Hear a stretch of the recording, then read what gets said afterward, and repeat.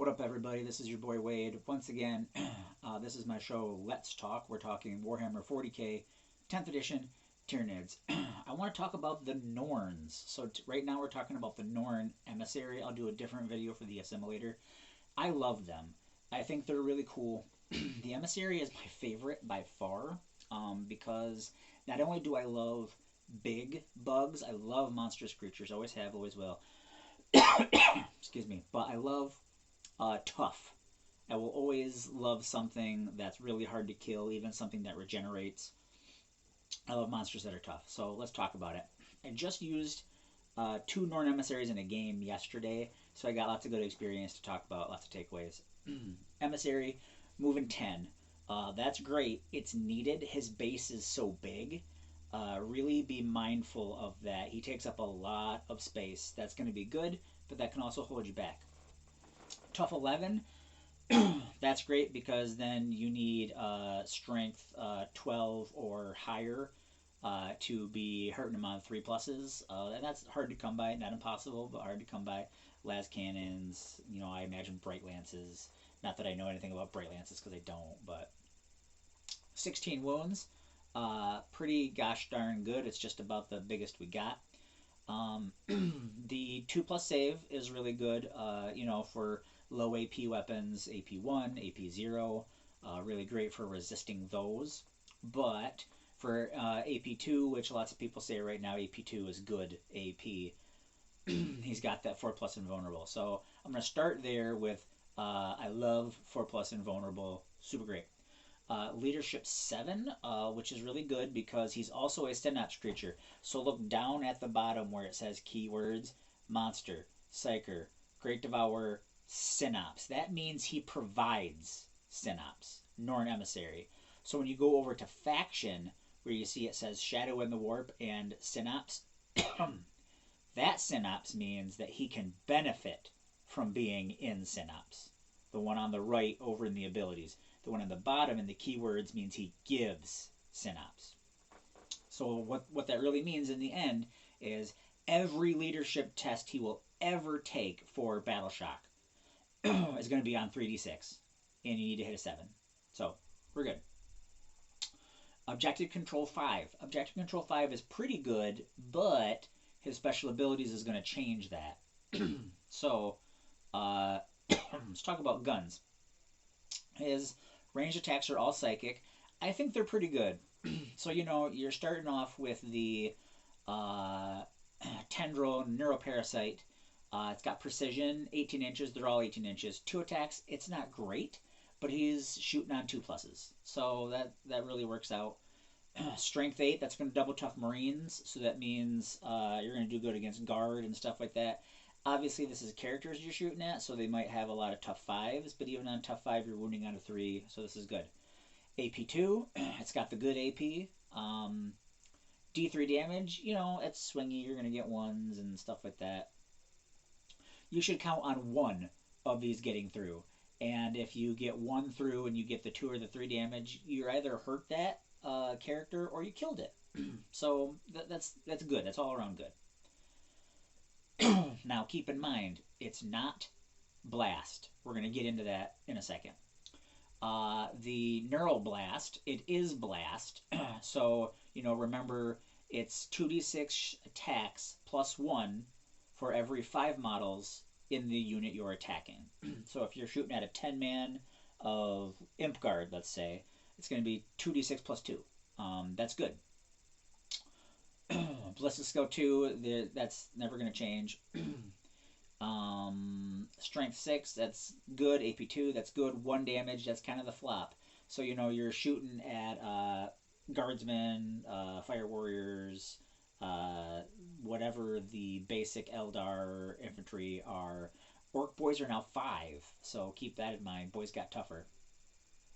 And then the last one is Neurolance. It's Melta 2, so that means if you're at half range, which is 9 for this weapon, you add the 2 damage, so it would be d6 plus 2. So 2 attacks, 2+ to hit, strength 12, which is really good. It can hurt vehicles, it can hurt dreadnoughts. That's what you should care about, is hurting dreadnoughts, because dreadnoughts are in the meta. Not that I'm a meta player, but you should still be concerned. If you do well against the meta, you can do well against everybody else. AP3 really good. D6 damage. Remember, it's D6 plus 2 if you're inside of 9 inches. Those are pretty good, and there's some good strategies that you can use for them. So what I would suggest is attack whatever is your biggest problem. Get into base contact with it so you can mess it up in melee combat. And remember, while you're in melee, you can still shoot the neuroparasite and the neural lance. You can shoot it at the people that you're fighting. You can shoot it at other units. You're gonna have to, you know, you're gonna need 3s. Your BS is gonna be off by 1 because big guns never tire. And then remember, when he's damaged between 1 and 5 wounds, you subtract another 1 from the hit roll. So just keep in mind, you know, you can't have multiple sources stacked, so you won't go to -2, but you'll still be at -1. Keep in mind that is a thing that happens. Big guns never tire. Look it up. Onto melee. A lot of people say that the Norn Emissary is not good in damage output. My Norn Emissary yesterday shredded a 10-man of Terminators. It actually was an 11-man because it had a Librarian with it. He didn't kill all of them, but that's because Lionel Johnson charged the Norn Emissary and mucked him up. Okay, that Norn Emissary was going to kill an 11-man Terminator squad with very little help from some Zonothropes. So I don't know what people are talking about. I think he did a great job. Keep in mind, there's 2 profiles here, so there's Strength 9 profiles and Strength 7 profiles. The AP is the same, the to hit is the same, but your damage is going to be different. So maybe you use 2 different colors dice, or maybe you just roll them separately. I rolled them separately yesterday. Didn't take that much time. Remember, you can use all of those attacks because the 4 from the Monstrous Rending Claws are extra attacks. So before I run out of time, the big thing that you want to do here is keep in mind that he has a singular purpose. So what I like about this is at the start of the first battle round, so every game it can be different. If you're playing a tournament, I'm playing a Rogue Trader here in 16 days, less than that. And at the beginning of the first battle round, you have to choose. Select an enemy unit until the end of the battle. Each time this model makes an attack that targets that unit, you can reroll the hit and reroll the wound roll. That's super good.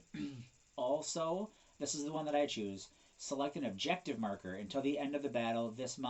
When this model is within range of that objective marker, it has Feel No Pain 5+, and Object Control 15. It's super hard to take an objective away from a Norn Emissary with his OC 15. And his 4+ save, his Tough 11, and Feel No Pain 5+, super good. Don't forget about the unnatural resistance. This model has Feel No Pain 4+ ability against mortal wounds. The way things happen with devastating wounds now, it is different. Devastating wounds are just going to go through, but keep in mind mortal wounds, like from grenades, for example, that's going to work against those. Keep that in mind. It will come in handy. I think they're a great model. Keep in mind your base is super big, so it's good. It's easier to get into an objective. In many cases, terrain is always going to be your downfall and your problem. You have to go around ruins. You can't really get into many ruins. Like I said, keep in mind when you're in melee combat, you can still shoot the neuroparasite and the neural lance. You can shoot out somebody else, or you can shoot the guys that you're fighting. In my case with those Terminators, I was using the Meltalance, the Neural Lance on the Terminators, and I killed like 2 of them twice. Yeah, it's super good because it's going to have that Melta 2 on there. I really enjoy the Norn Emissaries. I think they're super cool. I used one yesterday. It did great. I didn't win the game, but Lionel Johnson and Hellblasters, and you hear me talk about it all the time. So anyways, I think these are great. Adrenal Surge is a great stratagem to use on them because I'm playing Invasion Fleet and my Swarming Instincts means on a 5+, 5 or 6s, I get the extra attack, and it's all about that. I want to say thank you for spending your time here with us at the Dragon's Lair.